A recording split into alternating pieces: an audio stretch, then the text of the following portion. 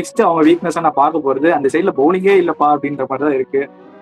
Blessing முசர்பானி இருக்காரு, but ஆனா வந்து அந்த அளவுக்கு கன்சிஸ்டன்டா எல்லா மேட்ச் எடுத்துட்டு போக முடியுமான்னு தெரியாது. வைபவ் வரதா இருக்காரு. எனக்கு வந்து நான் சொன்ன ப்ரூவன் கமாடிட்டி இல்லையோ அப்படின்னு தோணுதுன்ட்டு. வைபவ் வரதா பண்ணியிருக்காரு, பட் ஆனா அந்த ஒரு பெரிய நேமான்னு கேட்டீங்கன்னா இல்ல. அந்த சைட்ல பாத்தீங்கன்னா நீ பும்ரா இருக்காரு, ஹர்திக் பாண்டியா இருக்காருன்னு பெரிய பெரிய நேமா சொல்லலாம். இந்த சைட்ல பார்த்தா யாருமே காணோம். என்னடா யாரையும் காணோம், கேம்பிங் மட்டும்தான் 24-25 கோடி குத்து வச்சு அவர் ஃபுல்லா போடுவாரோன்னு தெரியல, விக்கெட் எடுப்பாரோன்னு தெரியல, பேட்டிங்ல ஆடுவாருன்னு தெரியல. இந்த சைட்ல பாத்தீங்கன்னா ஃபிஸ் வரட்டான்னு சொல்லிட்டு வர மாதிரி போயிட்டாரு அவரு. அதுக்கப்புறம் பார்த்தா பத்திரானா இன்ஜுரி, என்ஓசி இல்ல, ஏதோ பிரச்சனை போயிட்டு இருக்கு அவர் சைட்ல. ஆகாஷ் தீப்பு காலி, அவருக்கு ரீப்ளேஸ்மெண்ட் வந்திருக்காரு, அது காட்டி சொல்லுவான் யாருன்னு.